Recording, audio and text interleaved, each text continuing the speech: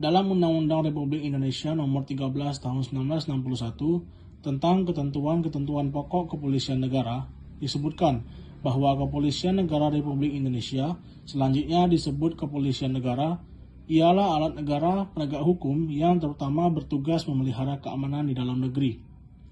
Kepolisian negara dalam menjalankan tugasnya selalu menjunjung tinggi hak-hak asasi rakyat dan hukum negara. Pada definisi tersebut ditegaskan bahwa kepolisian ialah alat negara. Karena itu, judul undang-undangnya juga menyebutkan ketentuan-ketentuan pokok kepolisian negara. Artinya, eksistensi polisi adalah merupakan alat negara, bukan alat pemerintah. Menurut Saktibjo Raharjo, polisi merupakan alat negara yang bertugas memelihara keamanan dan ketertiban masyarakat, memberikan pengayoman, dan memberikan perlindungan kepada masyarakat. Lalu selanjutnya, apa dasar hukum jabatan polisi?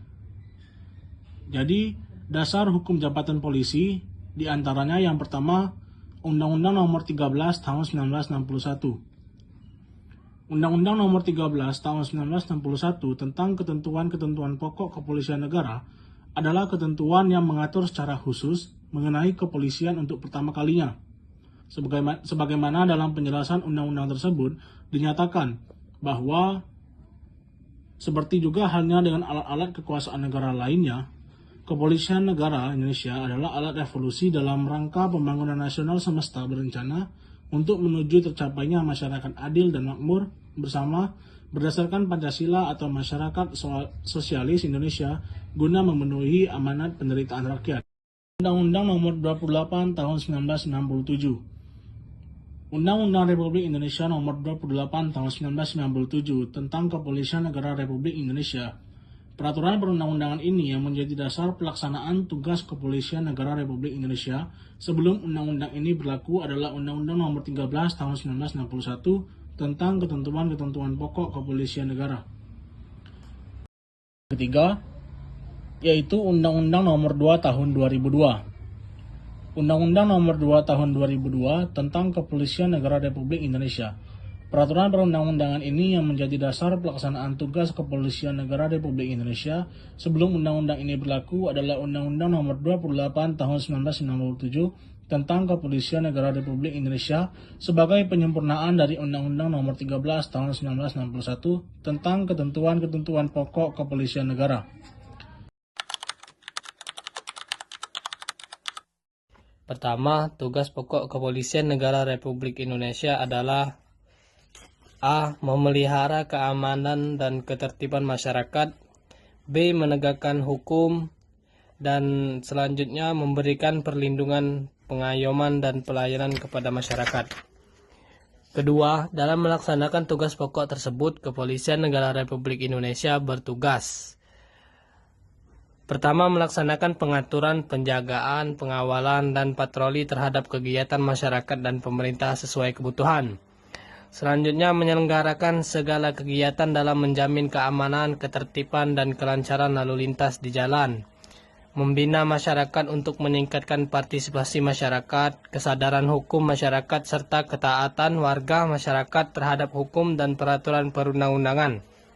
Yang ketiga, dalam rangka menyelenggarakan tugas tersebut di atas, Kepolisian Negara Republik Indonesia secara umum berwenang. Salah satunya menerima laporan atau pengaduan, membantu menyelesaikan perselisihan warga masyarakat yang dapat mengganggu ketertiban umum, mencegah dan menanggulangi tumbuhnya penyakit masyarakat, mengawasi aliran yang dapat menimbulkan perpecahan atau mengancam persatuan dan kesatuan bangsa.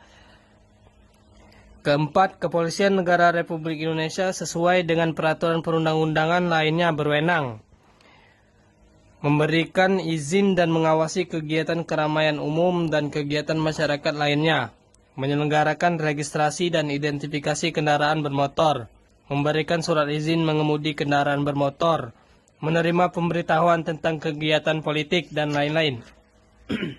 Kelima, dalam rangka menyelenggarakan tugas pokok sebagaimana dimaksud dalam pasal 13 dan 14 di bidang proses pidana, Kepolisian Negara Republik Indonesia berwenang untuk melakukan penangkapan, penahanan, penggeledahan, dan penyitaan melarang setiap orang meninggalkan atau memasuki tempat kejadian perkara untuk kepentingan penyidikan, membawa dan menghadapkan orang kepada penyidik dalam rangka penyidikan, menyuruh berhenti orang yang dicurigai dan menanyakan serta memeriksa tanda pengenal diri.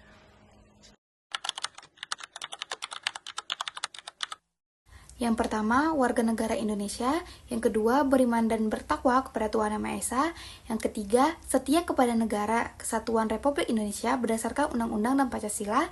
Yang keempat, berpendidikan paling rendah sekolah menengah umum atau sederajat. Yang kelima, berumur paling rendah 18 tahun. Yang keenam, sehat jasmani dan rohani. Yang ketujuh, tidak pernah dipidana karena melakukan suatu kejahatan. Yang kedelapan, berwibawa, jujur, adil, dan berperilakuan tidak tercela. Dan yang terakhir itu adalah lulus pendidikan dan pelatihan pembentukan anggota kepolisian. Pertama, dalam rangka memelihara kehidupan bernegara dan bermasyarakat, anggota kepolisian negara Republik Indonesia dilarang: pertama, melakukan hal-hal yang dapat menurunkan kehormatan dan martabat negara. Yang kedua, melakukan kegiatan politik praktis. Yang ketiga, mengikuti aliran yang dapat menimbulkan perpecahan.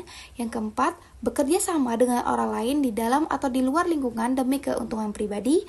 Yang kelima, bertindak selaku perantara bagi pengusaha atau golongan untuk mendapatkan pekerjaan demi kepentingan pribadi, dan lain-lain. Kedua, dalam melaksanakan tugas anggota kepolisian negara Republik Indonesia dilarang: yang pertama, membocorkan rahasia operasi kepolisian. Yang kedua, meninggalkan wilayah tanpa izin pimpinan. Yang ketiga, menghindarkan tanggung jawab dinas. Yang keempat, menggunakan fasilitas negara untuk kepentingan pribadi. Yang kelima, menguasai barang milik dinas yang bukan diperuntukkan baginya, dan lain-lain.